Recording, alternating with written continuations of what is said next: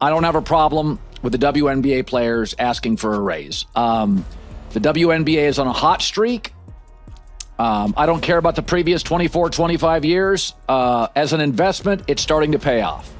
And so this week they wore T-shirts saying, making a statement, you better pay us. But instead of just leaving it at that, Kelsey Plum for LA had to take a dig at Caitlin Clark. Think about this. You're in a room full of billionaires who just got the biggest paycheck of their lives. Instead of appreciating the person who made it all possible, they're trying to tear her down. Does that sound crazy? That's exactly what's going on in the WNBA right now. And Colin Cowherd just stated what needed to be said. When Kelsey Plum and other veterans started taking shots at Caitlin Clark while still enjoying the money she made for the league, Cowherd didn't just fight back. He showed how hypocritical they were, which might ruin the league's great chance.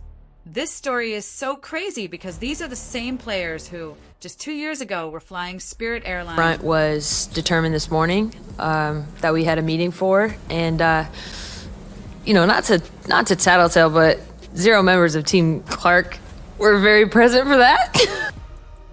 Paying for their own water bottles and playing in front of crowds you could count on your fingers. The WNBA was losing so much money that it was hard to find a jersey to buy. Teams were operating at large losses. Players were taking second jobs in the off-season. And the league was virtually running as a charity case, kept alive by NBA subsidies. Not only having trouble, this league was on life support, wondering if every season would be its last. But why do you take a shot at the Golden Goose, Caitlin Clark? You guys were flying before she arrived on one of those airlines that made you pay for a cup of water. One of those airlines that is the planes are the color of a highlighter. Now you're flying private. Okay, if you're in a band and you're staying at the Motel 6 and you add a band member and now you're at the Ritz-Carlton, keep your issues to yourself. All right? You went from a Motel 6 in a sketchy part of town to a Four Seasons in the shopping district. Then something amazing happened. A young woman from Iowa arrived onto the scene and didn't just change the game. She absolutely transformed an entire industry overnight. We're talking about figures that sound made up, yet are quite real. Merchandise sales didn't just grow. They skyrocketed by 500%. Not 50, not 100, 500%. Attendance didn't experience a small rise. It jumped 40% throughout the entire league. Cities that used to have maybe a few hundred scattered fans. T-shirts. I think you have leverage. I think you deserve more than 9%. But it's just misstep after misstep. It's time to grow up, girls. Like fast. Like this is the player that got you off the airline that was bright yellow. Right? She got you an upgrade to a better hotel as a band member. We're now selling out venues with waiting lists spanning for blocks. The Indiana Fever went from being a financial disaster that couldn't give away tickets to having season ticket waiting lists longer than several NBA teams. Franchises who were hemorrhaging money year after year suddenly found themselves profitable for the first time in decades. This was an incremental expansion. A big raise, maybe not 50% of revenues, because NBA stars, there's a lot of them, and they move the needle. The WNBA stars, well, there's one that moves the needle.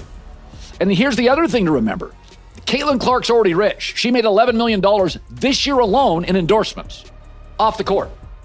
So regardless of how these negotiations go, she's set. Nobody else is, right? So when somebody joins the band and everything gets upgraded, just be happy. This was an abrupt revolution that contradicted every business model and assumption anyone had ever made regarding women's professional basketball. But here's where Colin Cowherd's rage becomes entirely legitimate and honestly, where any reasonable person starts losing their mind. These same players who are now enjoying private jets instead of cramped commercial flights, sleeping in luxury hotels instead of inexpensive motels, and seeing their earnings climb tremendously, are the ones complaining about the person who made it all possible. The irony is so thick you could cut it with a knife. They're literally biting the hand that feeds them while enjoying the feast that hand provided. let's be quite clear about Caitlin Clark's position in all this. This isn't some... I know you wanted your song to be the first one they played. You wanted to make up the set. But I mean, it's not the t-shirts. You're going to do fine. I'd scale back on the Caitlin Clark angst. Desperate player clinging to relevance or attempting to build a name for herself. Clark entered into the WNBA with $11 million in sponsorship deals already secured. She didn't need the WNBA. The WNBA needed her. And boy, did she give. TV viewership soar whenever she touches the court. Sponsors who wouldn't return the league's phone calls 2 years ago are suddenly throwing money at WNBA partnerships because of her drawing power. Social media engagement has gone through the sky. Young girls are buying Clark jerseys quicker than manufacturers can supply them. The ripple effect of her fame has touched every single player in that league, from the superstars to the bench warmers. Everyone is generating more money. Everyone is playing in better conditions. Everyone is benefiting from increased attention and investment. Yet, somehow, some of these players have convinced themselves that she's the problem. This takes us to the all-star voting debate that perfectly exemplifies the pettiness Cowherd pointed out. The WNBA all-star selection process involves three... Caitlin Clark finished 9th in player voting. In fact, she finished behind one of her own teammates in player voting for the all-star game. The pettiness has no bounds. But it's interesting, for years, the WNBA players were pointing fingers. They were saying people are sexist, the media is sexist, we're not being promoted, we're underappreciated. And then they get the golden goose and they don't... Fans, coaches, and players. Each group's vote carries weight in choosing who gets selected.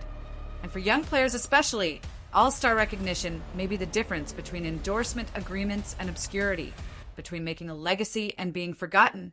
When the vote results were announced, they exposed something absolutely shocking. Caitlin Clark, the athlete who had single-handedly improved the league's financial prospects. Indiana girl. Well, who knows, and I've said this for years, when the wave hits, ride it. You don't know what it looks like. Don't fight it. When Puka Nacua went in the 5th round of the Rams and they suddenly in camp went, oh, we just found a new number 1 receiver. He's better than Cooper Kupp. They didn't fight it. Did you think when you watched Tom Brady at the Combine, that looked like the GOAT? They had just signed Drew Bledsoe to a $103 million contract. That was a lot of money back then. And then a year in, they're like, we're going to go with Brady. They didn't... 8th among players in the poll. 9th, behind her own teammate. Meanwhile, fans placed her top among guards. Think about that disparity for a moment. The people really paying to watch games, buying tickets, purchasing stuff, and creating the income that covers everyone's wages recognized Clark's value. But her fellow players? They ranked her so low it became impossible to ignore the bias. This isn't only about basketball performance, either.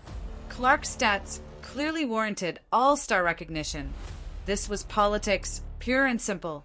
And it was politics being played against the individual whose achievement was directly responsible for everyone else's improved circumstances.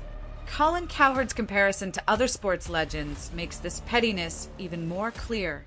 When LeBron James entered the NBA as a highly regarded rookie generating huge attention, seasoned players acknowledged his talent and loved the focus he brought to the league.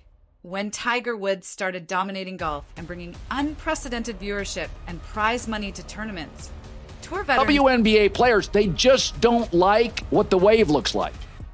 They wanted to fly private. They wanted to be more popular. They wanted a better deal in the CBA, which they'll get. They wanted sold-out arenas. They got it. They don't necessarily think it should be this. But again, you can't fight it.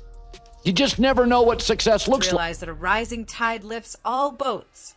But oddly, in the WNBA, we're seeing the reverse reaction. The athletes are working against their own financial interests, and Cowherd wasn't ashamed to call it exactly what it is: petty, blatant, and self-destructive. This isn't about safeguarding competitive integrity or upholding traditions. This is about resistance to change and an unwillingness to acknowledge. Every company in the country would love to go viral every day for free marketing. If they knew how to do it, they'd all be viral every day. Like, you just don't know. Is it authentic? It touches people. There's a tentacle of emotion involved, and suddenly some small town kid goes viral, or a singing frog. Who knows? I wouldn't have guessed that Caitlin Clark would be this transformative. I wouldn't have guessed Tom Brady would be the GOAT. Don't fight it. The wave, the meteor, doesn't necessarily look like... But sometimes success comes from unexpected places. Here's something that makes this story even more fascinating. Every firm in the world urgently wants viral marketing, but true viral success can't be faked. You can't force emotional relationships with audiences. You can't predict what's going to capture the public imagination. It could be a small town kid with amazing skill. People are saying, hey man, this league has never made money. It's an investment. It's now going to make money. And by the way, this is the least profitable, arguably, it'll be over the next 10 years. It's only going to get more profitable as women's basketball gets better, as the Caitlin Clark momentum train gets bigger. I mean, this year, she's not playing well. She's hurt. She's not there for all the games. So this is actually not as great as it could be. Like Michael Jordan, hurt year 2, next 12 years were legendary. Or could be a singing frog. Success takes many different shapes and frequently comes from the most unexpected places. Cowherd himself stated he wouldn't have foreseen Clark's big impact on the league. This matches Tom Brady's journey from 6th-round draft pick to GOAT fame. Often the most transformative individuals are the ones nobody sees coming. But once they arrive and start disrupting everything, savvy organizations... Fast. It's like the end of year 1 for Michael Jordan or year 3 for Michael Jordan. She's gotten really good, really fast. And you got to put a body on her, or you got to double team her, or she's going to embarrass you. She's shooting 33-footers. And what happened last night's a byproduct of that. This is what happened to MJ. She's number 1 and 2 in every offensive stat. She's hitting more threes this season than Steph Curry did in his first MVP season. And her game... Smart individuals recognize the potential and position themselves properly. This brings us to the Jordan comparison that makes everything crystal clear. Both Michael Jordan and Caitlin Clark arrived as flashy rookies who immediately changed their leagues overnight. Jordan transformed the NBA from a faltering league into a global phenomenon, producing billions in revenue and making household names out of players who might otherwise have been forgotten.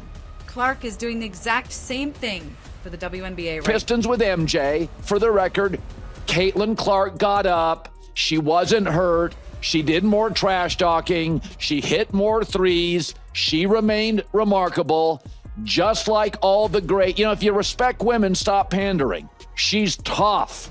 She's feisty. She likes to taunt and talk. And nobody quite knows what the hell to do. now. The analogy is so obvious that's actually baffling why more people aren't debating it. Both faced resistance. Both were targeted by opponents trying to intimidate them. And both had to prove themselves against players who resented their immediate impact and attention. Jordan dealt with the Detroit Pistons' infamous Curry's first couple years in the league. Thank God for Draymond Green. And by the way, this league, they knew what they were getting into, right? Like, and I'll get to this in a second, but they brought Sophie Cunningham over in a trade for a reason. She's the youngest black belt in the state of Missouri's history, 6 years old. They brought her over to protect Caitlin Clark because they saw this puppy coming. The league doesn't quite know what to do, but the Fever did. And so, again, you got Jordan rules, a planned attempt to physically punish him every time he touched the ball. Clark has experienced similar targeting throughout her debut season, with officials trying to give appropriate protection. Smart organizations learn from history. The Chicago Bulls brought in Charles Oakley to protect Jordan. The Indiana Fever signed players like Sophie Cunningham to guarantee Clark. the history of basketball, high school, college, WNBA, NBA. If there's an offensive player and they're humiliating you, Steph, Shaq, MJ, Caitlin, what do? You can't trap her. She'll dribble through it. You got to put a body on her. You got to double team her. You try to get in her head with trash talking. It's not working at all. It's the ultimate compliment in the backing she needs. When you have a generational talent revolutionizing your business, you preserve that investment. It's not complex, it's just smart business. Both Jordan and Clark became what Cowherd dubbed dynastic TV rating changers. They earned must-watch television status quickly, not gradually. The trends in audience surges, merchandise explosions, and cultural impact are essentially identical. This isn't guesswork. It's historical precedent showing us exactly how superstars transform entire leagues. The college connection factor adds another layer to this comparison. Jordan's reputation at North Carolina translated effortlessly to NBA success. And so the first year Caitlin Clark was in the WNBA, they were hazing her. They're not hazing her anymore. They're just trying to figure out how the hell to stop her. It's not hazing. It's, all right, traps, pressure. So the Fever saw it coming. They went and got Sophie Cunningham, 6-year-old black belt. This is what the Bulls did with Charles Oakley to protect Michael. Taking college basketball fans into the professional ranks.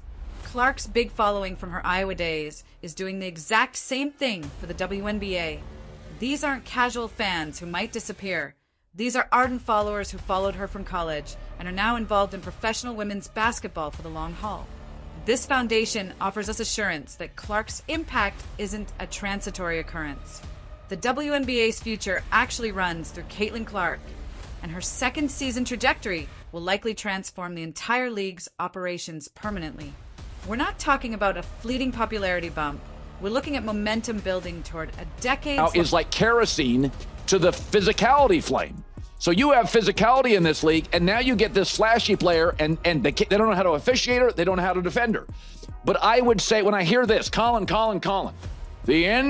WNBA, Colin, has got to do something. Yes, they do.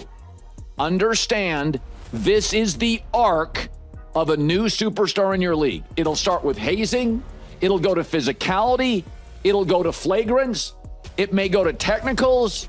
You'll eventually have to get a Sophie Cunningham or a Charles Oakley. I mean, Wayne Gretzky did this for years. They figured it out in hockey. How do you stop Gretzky? Oh, we can't. How do you stop MJ? We can't. How do you stop Caitlin Clark? You guys understand, this is the worst she'll ever be. She's getting better. And financial turnaround that may radically change women's basketball.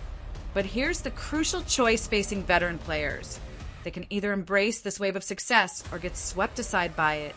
History reminds us that some players adapt to generational skills and thrive alongside them, while others reject change and get left behind. Smart players like Lexi Hull, Sophie Cunningham, Kelsey Mitchell, and Aaliyah Boston have spotted the patterns and positioned themselves to benefit from Clark's success. They understand that collaboration beats competition when it comes to long-term prosperity. Looking ahead to 2025 and beyond, the prospective outcomes are very fascinating. We could see sold-out stadia becoming the norm rather than the exception. Sponsorship deals with real financial impact could become standard across the league. Young girls wearing WNBA jerseys to school could become as regular as seeing NBA apparel.